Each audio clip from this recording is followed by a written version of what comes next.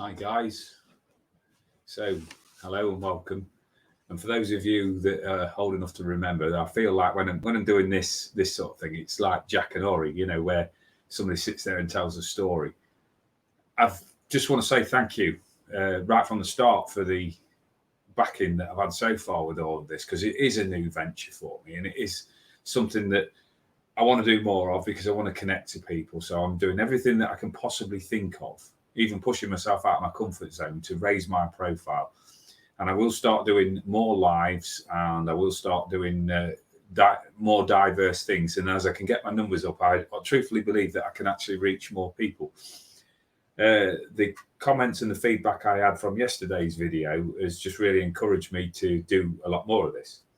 So there's 17 chapters in my book, Graceful Thoughts, and we get that in the right light there.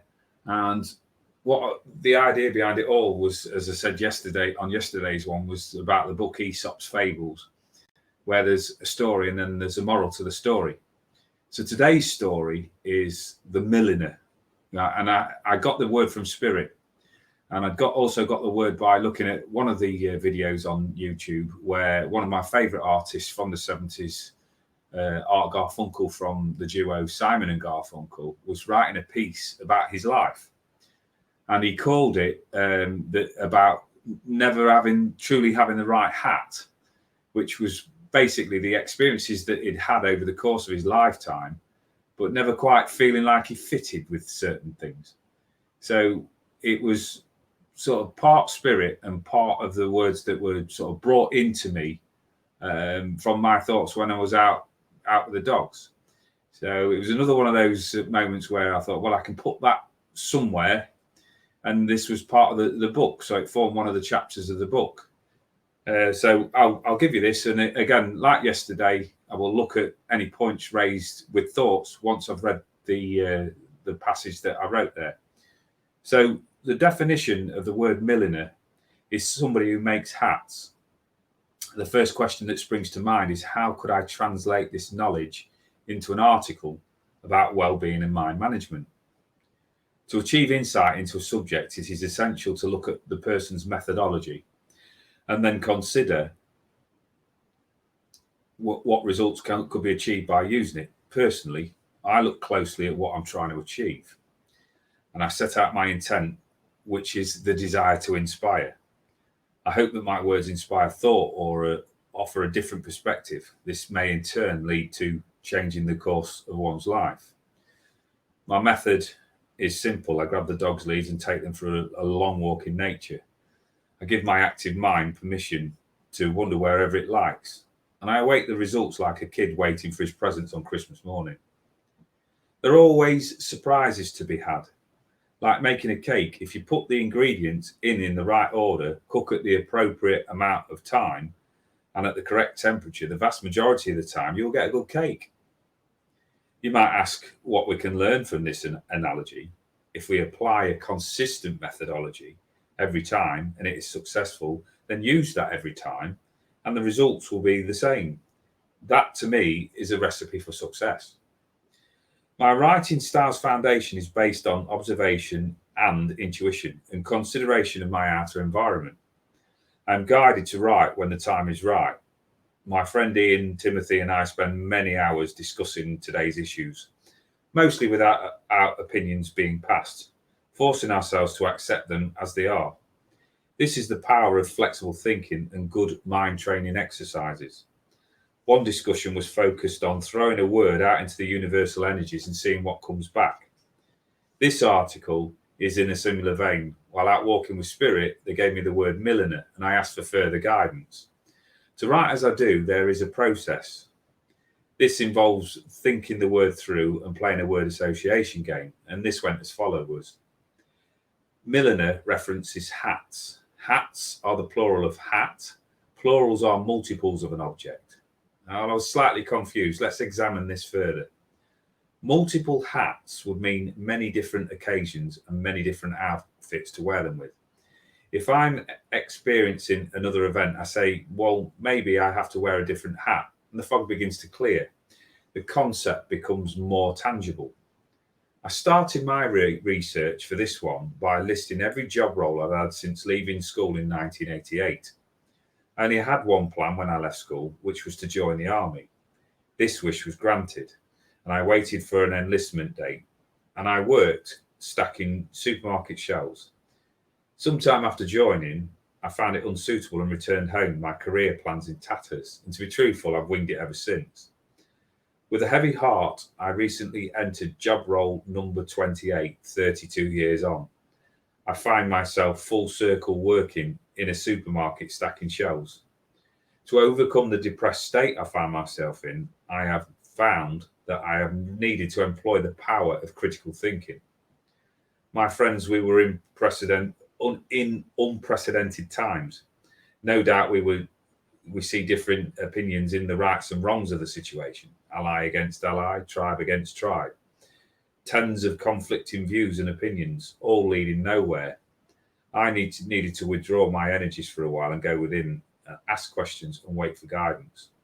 My inner being indicates be in a state of gratitude, live in the moment, because times rapidly change. And so far, getting through difficult times is 100% successful. I realised I needed to change my way of thinking. So metaphorically, I looked at my hats collection. Each one is allocated a job role, an experience, a training course, or some alternate way of thinking. And it changes the way of thinking by wearing them. The dilemma is always which one to wear. I initially chose my neuro-linguistic programming hat to rationalise my thought patterns.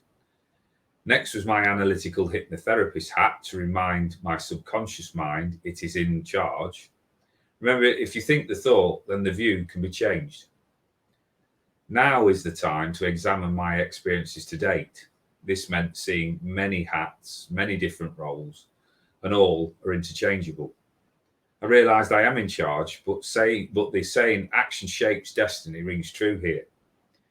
We now have a new path to plot. Don't like the thought? Change it. Don't like the direction in your life is heading? Change it. These were all words I've uttered to others many times. It was time to take some of my own medicine.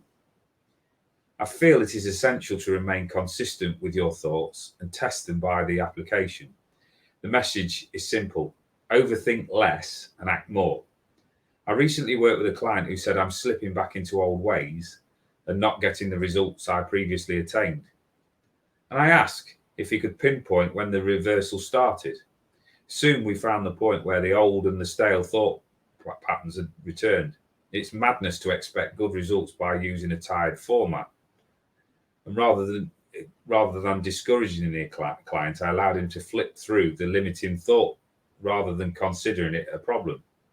He was guided to view it in another way or a different hat. Soon he'd taken the setback from a concern to a reinforcement. It was also important to point out that for many years they had lived. Sometimes a significant issue could not be undone overnight.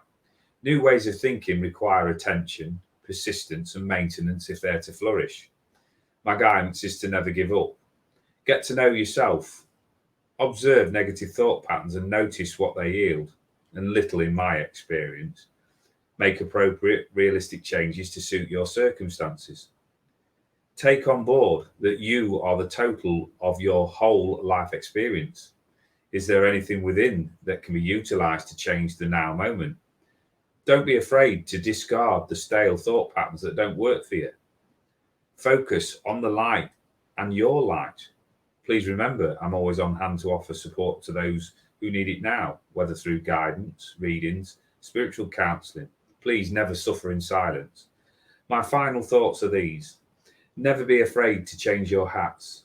You might not find the exact match, but then some of us make outfit clashes work. So the idea behind that book was the variable thought processes and the realistic expectations that when we're going through these huge changes, when we're affected by our environment, that for using myself as a for instance, I've lived on this wonderful planet of ours for 51 years. I cannot expect and reasonably expect to overcome 51 years of learned behaviour overnight. It takes time. It takes structuring. it takes having an objective viewpoint. I call it mind management purely because there are times where my mind runs away with itself and I might slip into a state of anxiety. But eventually, because as like I was explaining yesterday, when the mind goes into fight or flight overload, all non-essential services, including the brain, go off the screen somewhere. So sometimes we just have to slow that energy down, bring things to a standstill, and then reassess. When we're in that moment of panic, what's really going on? What is it that we're afraid of? What are we projecting into the future? What are we letting come back from the past that we've not quite resolved? The only time that things can ever get resolved is in this present moment. And the only time that is correct for us is the time that is now. So my idea with that was just seeing that maybe that my life is destined never to actually find that right hat, and that I will continually dip into my collection of tools, things that I've learned, experiences that I've had. And my hope is always with these videos, with this interaction with people, that I bring about upliftment. I think that was the first chapter where it sort of came in, where my hashtag thing came in about desire to inspire, because my work is not about ego. My work is not about proving how good I am.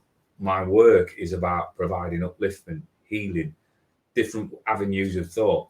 Not for a second am I going to sit in front of you and say that I am 100% right and you should disregard your own feelings, because again, this is not what I'm about. I am building this channel in order to reach people and help them realize their full potential. And the thing is, when as I leave this recording, is to turn around and say thanks for all of the support that you've given so far. And I hope that it reaches at least one person. And if you can reach one person, that plants that seed of thought where you can turn around and just go, well, I might need to change my perception a little bit. But then you learn your lessons that life gives you, and then you're in a place to help somebody else less fortunate than yourself. So my feeling with all of this is to practice gratitude. And until the next one, which I'm not sure when it will be, but thank you very much for tuning into this. Keep hitting that like and subscribe button, and I'll catch you hopefully on a live soon. Thank you very much.